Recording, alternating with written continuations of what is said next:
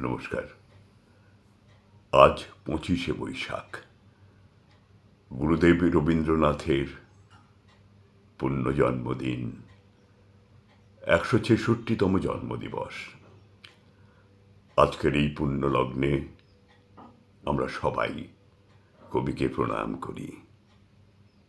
আমাদের কবি গুরুদেব রবীন্দ্রনাথ, যার গান মনের আনন্দ, প্রাণের আরাম আর আত্মার শান্তি।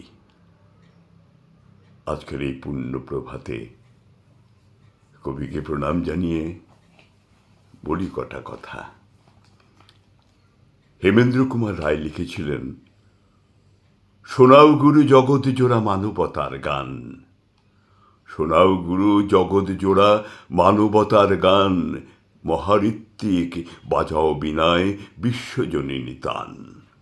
বাংলার কবি, বাংলার রবি, ধরায় বিলায় আলোর ছবি, যেথায় ছিল তুষার জড়া সেথায় সবুজ প্রাণ। শোনাও গুরু জগৎ জোড়া মানবতার গান। পটের পরে যাও বলিয়ে কল্পরেখার ছন্দ, পটের পরে যাও বুলিয়ে কল্পরেখার ছন্দ, বাজিয়ে নূপুর খোঁজো বাউল তৃণফুলের গন্ধ। আকাশ বাতাস বক্ষে নিয়ে, রূপের ভুবন চক্ষে নিয়ে, চিরজীবী কবির কবি অজয় অবদান।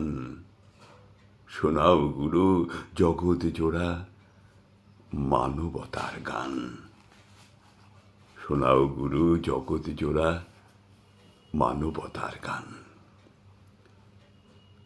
আরেকটা কবিতা শোনাই আপনাদের। কবিতাটির নাম রবীন্দ্রনাথ। সপ্তসুরের সপ্ত ঘোড়া চালায় যে জন ইঙ্গিতে, সপ্তসুরের সপ্ত ঘোড়া চালায় যে জন ইঙ্গিতে, তারে কে আর সুর শোনাবে সঙ্গীতে। রাগরাগিনীর রশ্মি টানে, বাণী নিয়ে বর্ষ মানে, সুরের রাজা যার অপরূপ ভঙ্গিতে, তারে কে আর সুর শোনাবে সঙ্গীতে। যাহার করের পরশ পেয়ে কমল ফুটে আনন্দে, ভুবন ভরে নূতন বাণীর সুগন্ধে, বঙ্গদেশের সেই কবিরে, বিশ্বাকাশের সেই রবিরে, কে পারে আর কথার রঙে রঙ্গিতে, তারে কে আর কথা শোনায় সঙ্গীতে। সুরকথা অবাক হয়ে হার মেনে তাই তার কাছে, চোখের জলে প্রসাদ সুধা ধার চাচে, ওই চরণের যজ্ঞ করি চিত্ত সাগর রয় শুধু তরঙ্গিতে।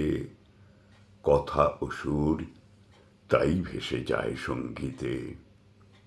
সপ্ত সুরের সপ্ত ঘোড়ার চালায় যে জন ইঙ্গিতে, তারে কে আর সুর শোনাবে সঙ্গীতে।